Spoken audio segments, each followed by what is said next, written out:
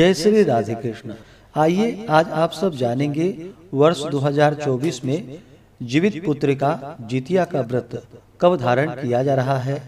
तो जानेंगे व्रत के शुभ मुहूर्त के बारे में, व्रत पूजा महत्व, नियमों के बारे में। आश्विन मास कृष्ण पक्ष की अष्टमी तिथि के दिन जीवित पुत्रिका का व्रत धारण किया जाता है। इसे जितिया, जीवित पुत्रिका, ज्योतिया आदि नामों से जाना जाता है।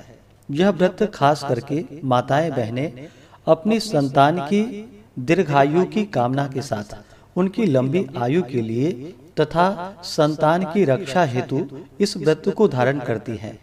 इस व्रत को धारण करने से चिरंजीवी संतान की प्राप्ति होती है तथा यह सुख सौभाग्य आदि प्रदान करने वाली है। जीवित पुत्रिका का व्रत जो कि बड़ा ही कठिन माना जाता है।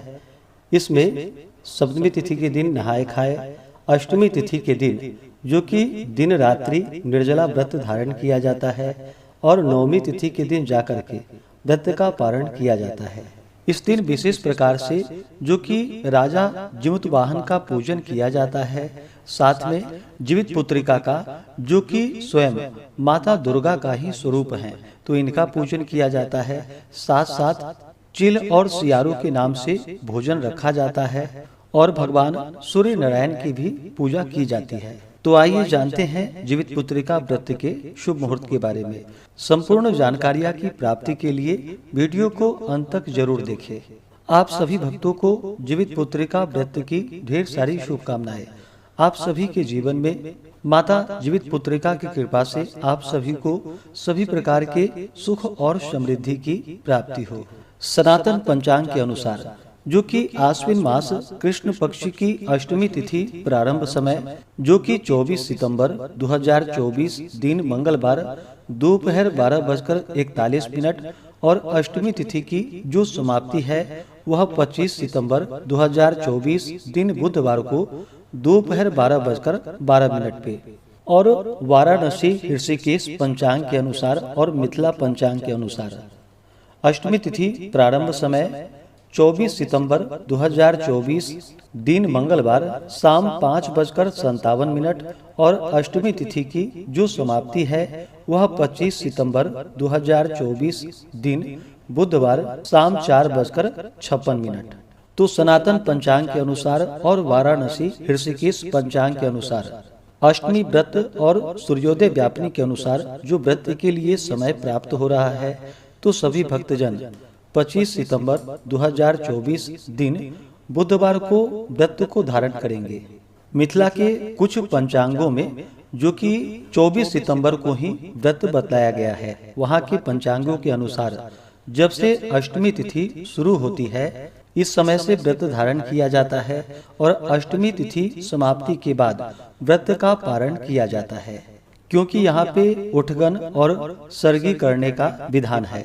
तो कुछ मिथिला पंचांगों में जो कि 24 सितंबर को व्रत बतलाया गया है और कुछ में 25 सितंबर को व्रत बतलाया गया है।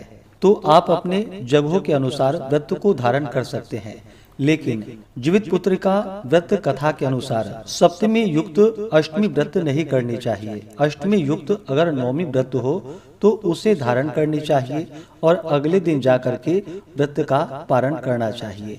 यह व्रत बड़ा ही कठिन माना गया है। इस व्रत में जो कि दिन रात्रि निर्जला रह करके व्रत को धारण किया जाता है। इस व्रत में अन्न और जल दोनों का ही त्याग करना पड़ता है।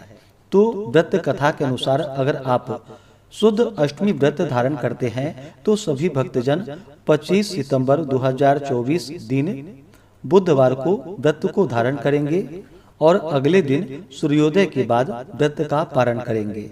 वहीं पे मिथिला पंचांगों के अनुसार जो भी भक्तजन व्रत को धारण कर रहे हैं तो 23 सितंबर को नहाय खाए किया जाएगा और 24 सितंबर को सुबह में उठगन सर्गी किया जाएगा, जो कि सुबह 4:30 से पहले ही 24 सितंबर को सर्गी का कार्य कर लेंगे और व्रत का पारण 25 सितंबर बुधवार के दिन जो कि शाम 4:57 के बाद व्रत का पारण करेंगे। तो आप अपनी मान्यताओं के अनुसार व्रत को धारण कर सकते हैं, लेकिन व्रत कथा के अनुसार शुद्ध रूप से 25 सितंबर को ही व्रत रखना जो कि अति उत्तम होगा और 26 सितंबर को व्रत का पारण सुबह सूर्योदय के बाद किया जाएगा। तो ऐसे में सभी भक्तजन 24 सितंबर को नहाय खाए का कार्य करेंगे।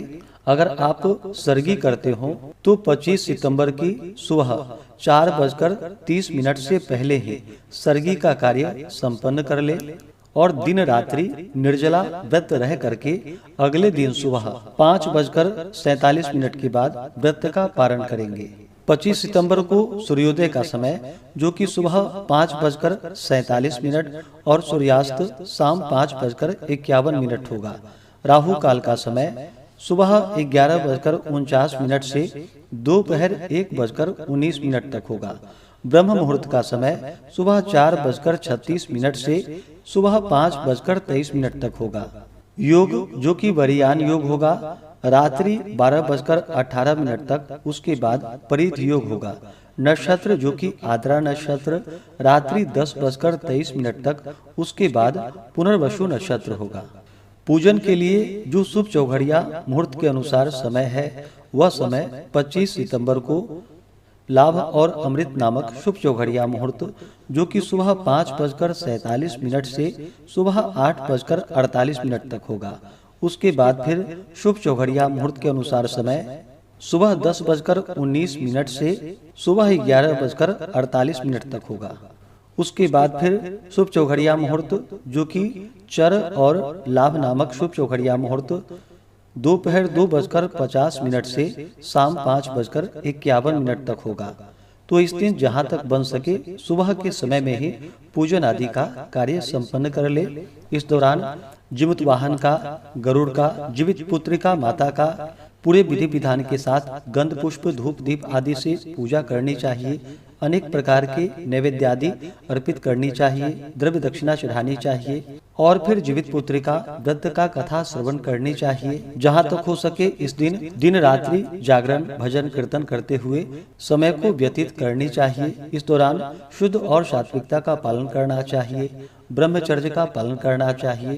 तामसिक वस्तुओं का, नशीले पदार्थों का बिल्कुल भी सेवन नहीं करनी चाहिए और शुद्ध सात्विकता के साथ व्रत को धारण करते हुए कथा आदि श्रवण करनी चाहिए। इस प्रकार व्रत को धारण करने से सुख सौभाग्य आदि में वृद्धि होती है, संतान की प्राप्ति होती है तथा संतान की रक्षा होती है। तो आशा करता हूँ कि यह जानकारी आपको अच्छा लगा हो। ऐसे ही ज्ञानवर्धक जानकारियाँ प्राप्त करते रहने के लिए, व्रत पूजा के बारे में जानने के लिए, कथा को सुनने के लिए चैनल पे अगर आप पहली बार आए हैं तो चैनल को लाल बटन दबा करके सब्सक्राइब करें, साथ में बेल आइकन घंटी को दबाएं ताकि आने वाली वीडियो का नोटिफिकेशन आपको समय से मिलता रहे। वीडियो को लाइक करें, शेयर करें। सुखी रहें और स्वस्थ रहें। जय श्री राधे कृष्ण। धन्यवाद।